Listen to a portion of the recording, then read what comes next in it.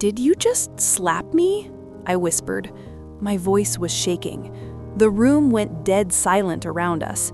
My husband looked at me, shrugged, and said, "Stop acting like a victim. It's embarrassing." Someone dropped a glass.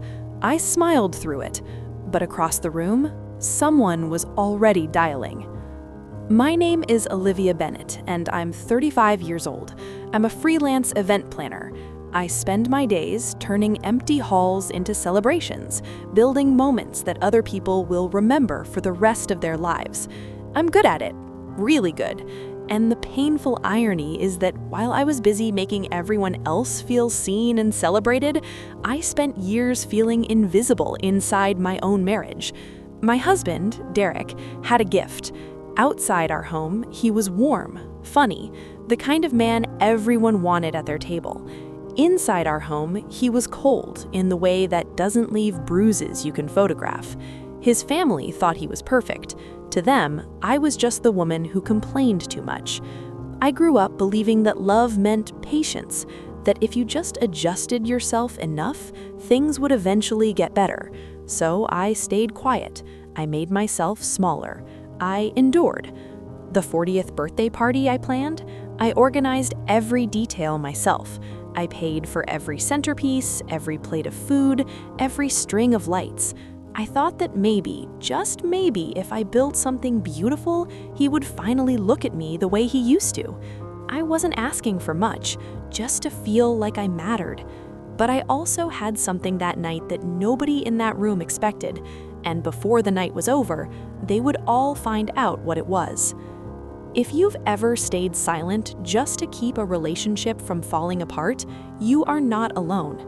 Subscribe and tell me in the comments, have you ever been disrespected in public but forced to smile through it? I read every single comment. Click hype if you've been there too. The party started beautifully. Soft lighting, fresh flowers, the faint smell of warm candles and catered food filling the room.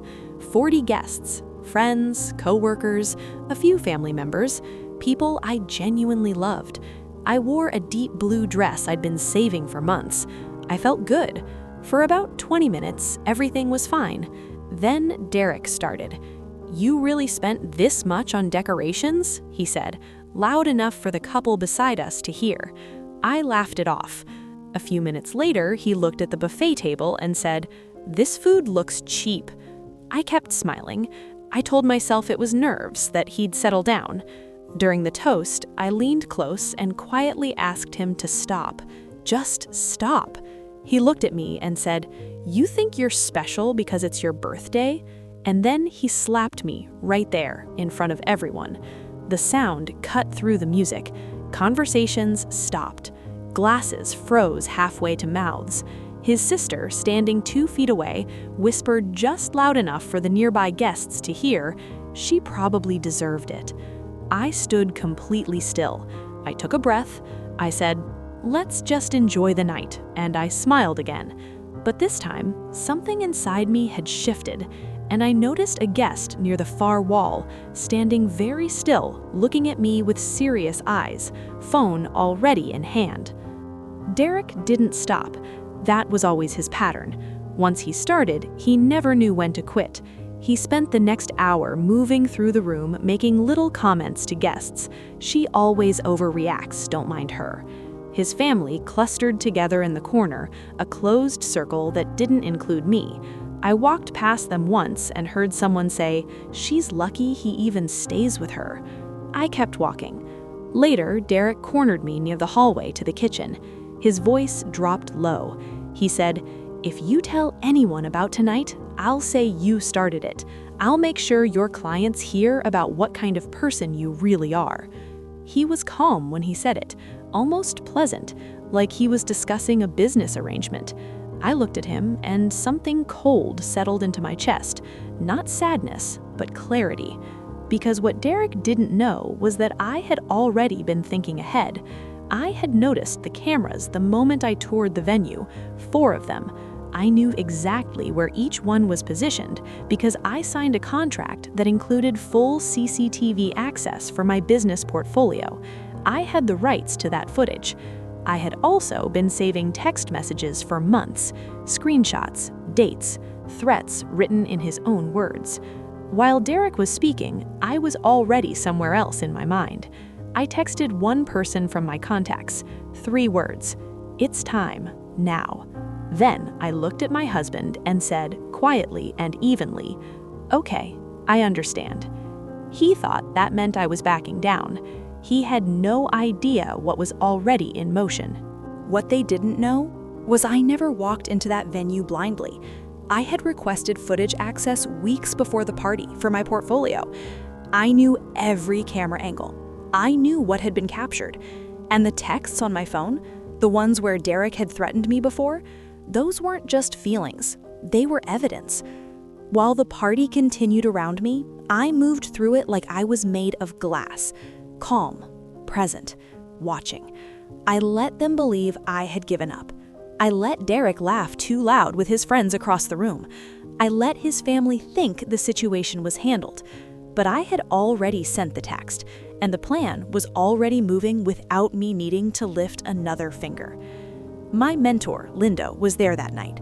She's a senior event coordinator with 20 years in the industry, the kind of woman who walks into a room and immediately understands everything happening in it. She came up beside me quietly and said, "Do you want me to step in?" I shook my head. "Not yet," I told her. "Just stay close." Linda had contacts in local law enforcement from years of managing high-profile events. She knew how to make a call that would be taken seriously. I watched Derek from across the room. He was getting louder, more relaxed, absolutely certain he had won. His family started gathering their things, ready to leave early, probably relieved the drama had stayed contained. I caught Linda's eye. I gave her a single nod.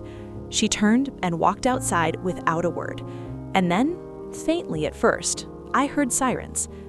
2 officers walked into that party and the entire room changed. Derek's laughter died instantly.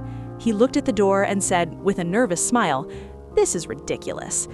The officer closest to him said, "We received a report of an assault. We'll need to review the venue footage." They were taken to the manager's office, but the screen was positioned where several guests could see it. The footage played, no sound needed.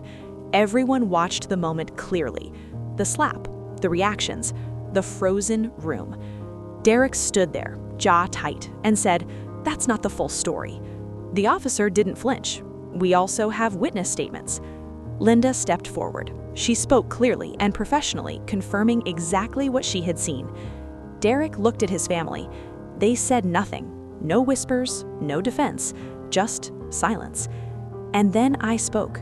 My voice didn't shake this time. I said, "I stayed quiet for years, not tonight." The confidence in my own voice surprised even me. Derek's composure broke, right there in front of everyone he had spent the whole evening performing for. Officers continued questioning him. The room watched. Nobody left. I walked out of that party before midnight. I didn't run. I didn't cry. I walked out with my head level and Linda right beside me. The night air was cool and clean after hours inside that warm, tense room. In the days that followed, I created distance from Derek quickly and with intention. I spoke to a lawyer. I gathered everything I had saved. My business didn't collapse the way he had threatened. It grew. Clients who heard what had happened reached out with more respect, not less. The people who had stayed silent at the party, the ones who pretended not to see, began seeing things differently. I didn't need them to apologize. The truth had already done its work, and I kept coming back to one thought through all of it. Silence had protected Derek for years, but truth protected me. If you've ever been humiliated in front of others and felt like no one was going to stand up for you, I hear you. Leave your story in the comments. You are not alone here.